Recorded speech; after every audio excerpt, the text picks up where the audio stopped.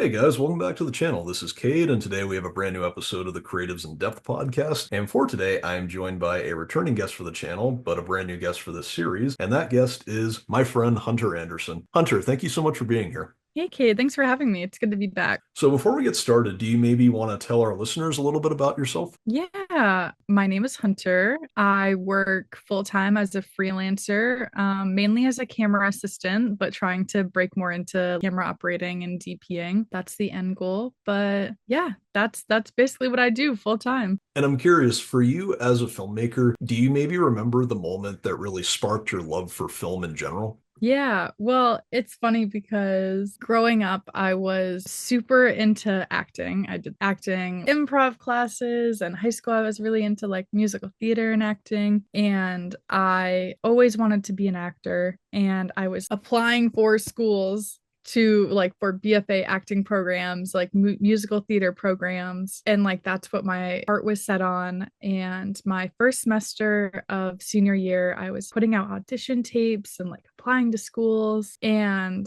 I kind of was just like, rewatching the audition tapes. I'm like, wow, I'm like kind of really bad at this. I'm not really a good actor and I can't really sing, but I loved it so much. And I just felt like setting up the cameras, I was really into that and just how that all worked. And then my second semester of senior year, I took this elective class just because I thought it was going to be easy and it was film studies. And I feel like that class was really like the pivotal moment where I was like, oh, I really am interested in this. And so it kind of went from me wanting to be in front of the screen to me wanting to be behind the screen. And so just on a whim, I just applied to film schools with no experience, whatever. And then I got in and it kind of just like went from there. Well, and just based on your past experience, what would you say motivates you most, both as a filmmaker and just as a storyteller, too? Yeah, being a DP is something that I'm like really interested in, and it makes me feel like the most creative when it comes to film production. I just feel like there's something about being able to tell a story through like a visual medium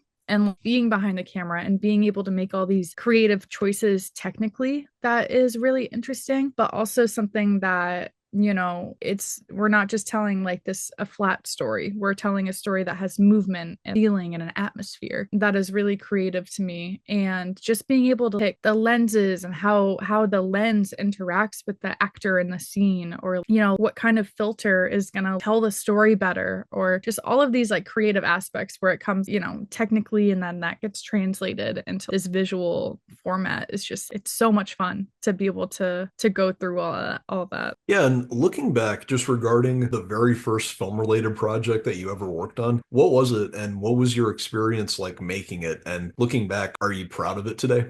Yeah, well, I did like a few things, smaller things in college, but that was kind of just like me by myself working on it, and like some things in high school, but it's like really just me behind the camera. First thing where I like really worked with a crew and like other people on like an actual film was my our senior thesis, Blood Ties, with some of our other fellow classmates, and I was DPing that. But I would say that that one was probably the first time I had really put in the work into a film and really thought about, the creative aspects in terms of what the camera is going to be doing. And then not even just, in a creative way, but just like a logistical way of how do sets run? Where do we put up the actors and like Airbnbs and just all of those logistical things? Oh, okay. Like this is filmmaking. This is collaboration.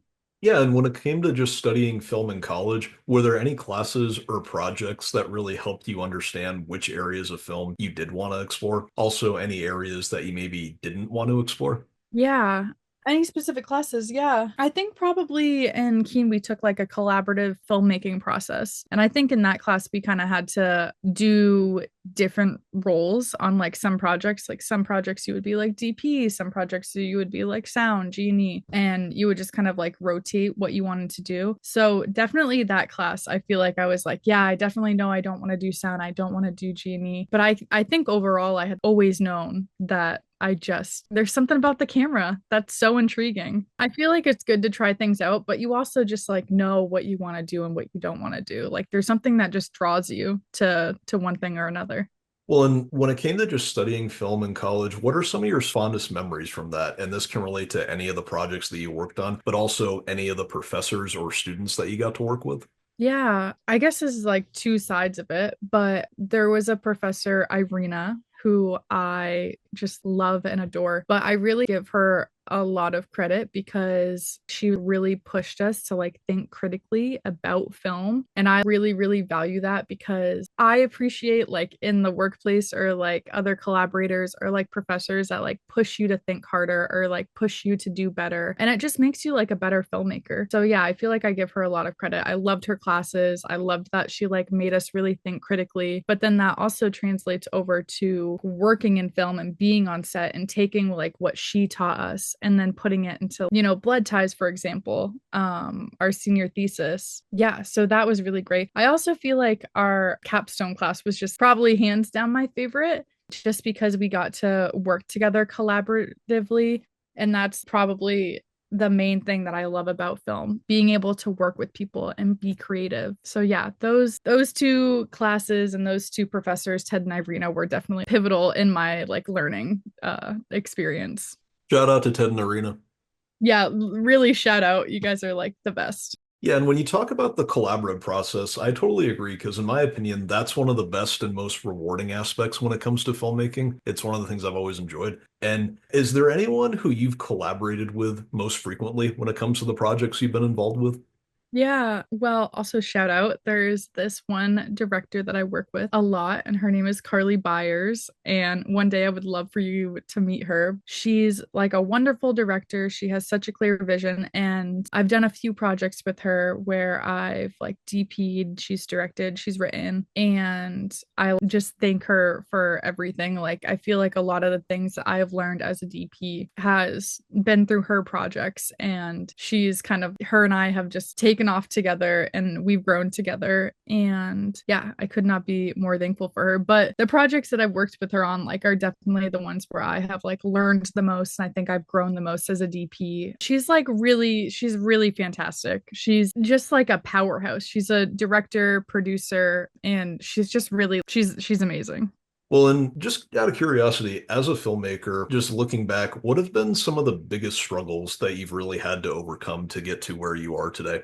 Yeah, I don't know. I think that when you're a freelancer and especially as like a DP, the biggest thing that you have to get over is it's just like the mental battle with yourself. I think that especially like Instagram and social media, sometimes it's like the comparing game where I like look at somebody's work and I like compare it to my work. Oh, well, like maybe they did this better and I should have done this and whatever. And so I feel like the hardest part about it is just like you're fighting with yourself sort of thing. So and just like comparing your work to other people's work. And so just getting over that and realizing everyone has different experiences, everyone has different crews, like their crew is not like the same as my crew. They know things that I don't know and I know things. So it's just like a constant battle with yourself and just like not comparing your work to other people's work basically. And just knowing that in time you'll grow and it doesn't all have to happen right now. And, just growing as a DP and just being patient with the process and being patient with yourself. Yeah, and as both a filmmaker and a storyteller, does creativity ever help you when you're in a bad place? Specifically, has there ever been one particular time in your life where it really did help you? Yeah, I don't know. I guess I would say maybe it definitely does help me in general when things are, kind of slow or whatever and just being able to be creative. It's just like a motivator. But I would say like in my real life experience, like I think right now, like where I currently am, December and January are just, slow months for freelancers and just working in movies and commercials. There's just really not a lot going on right now. And I'm DPing a short film in February. And so just being able to be in pre-production right now, being able to think about things creatively and, that project specifically is like really, I don't know, gotten me out of this funk where I'm like feeling bad because there's no work, but I know everyone doesn't have work right now. And so that just keeps my mind off of it. And, just being collaborative, even if it's in pre-production. So yeah, for sure. Yeah, and looking back at everything that you have been involved with as a young filmmaker, what are some of the projects that you'd say you're most proud of? And also, are there maybe some projects that you're not really fond of when you look back at them? Mm. Yeah, I'll answer this kind of like in two parts. I think the most recent thing that I'm really proud of is me and the director Carly Byers worked on a film called Don't Fall from Grace. I think in like 2023 or maybe it was 2024. But that film I'm really proud of. I think that we all put in like a lot of work into it. It was a dance film, kind of like a horror thriller dance film. And so it was really fun being able to take that vision and being able to make it come to life. But also, it was the first crew that I had really had like a larger crew with, and we had a, very ambitious like lighting setup. It was just like my first time being like a DP and overseeing all of this. And so that was something that I had really grown from. And it just taught me how to, communicate with crew and communicate my vision and like how to translate that into other people's minds. And so that was really huge for me. But I would say probably the thing that I'm the most proud of genuinely is still Blood Ties. The thing is that we didn't know anything about anything. We really had no idea what anything was. And we pulled off something that, given like the knowledge that we had, is actually like a pretty good piece. It was everyone's first time making something of this caliber. And I feel like we all put our heart and soul into it. And we all just learned so much. Literally, we learned so much. So I would probably say Blood Ties because I feel like we pulled off something that was really good given the knowledge that we had on just film production and editing and everything. Yeah, and I think a big part of what made the capstones feel more like an achievement was the fact that we were making them when COVID was still pretty bad. Yeah. Yeah. And there's a lot of things we, to nobody's fault, but like we didn't learn in school. I don't know, just like these random like logistical things. Now that I know you don't go over 12 hours. When we were filming, we don't know. We don't know what a normal filming day looks like. I think we did like crazy hours. There's just certain like rules that you have to adhere by, lunches every 6 hours. If you go over the second 6 hours, you have to do second meal. Like there's all these things that, we didn't know about. And so looking back on it, I'm just, wow, we pushed everybody really hard, but we like made something that I think is pretty good given the circumstances. And we just learned so much from it. So and being on set and working in film production, there's only so much that you can learn in school. You have to be on set to be able to gain that knowledge because I don't know, you just like have to be working in the industry, and even in like in your internship, like you have to be working in the industry to like really, I don't know, gain all this knowledge. Well, and if it hasn't happened already, as a filmmaker, what would you say is your dream project and why? Ooh, this is a tough one. I feel like I don't have a specific story that I would love to tell, but visually speaking, I would love to DP a Western. I don't know what it is about Western, but there's something about a tumbleweed. There's something about just the dirt and the sand. And as a DP, I am more drawn to like period pieces, and I love costume and just all of that translating on like screen and in the camera. And so there's nothing like specific story wise that I would like love to, be able to capture, but it's more like a something about a Western that I would love to be able to work on. Well, and to close this off, any advice for other aspiring filmmakers out there and creatives just based on your own experience?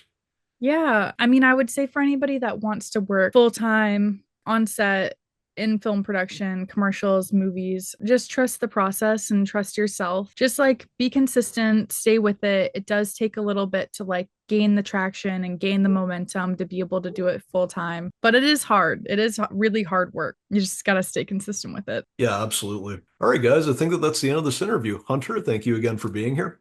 Thank you for having me. All right, guys, thanks again for listening. Don't forget to like and subscribe, and we will see you later.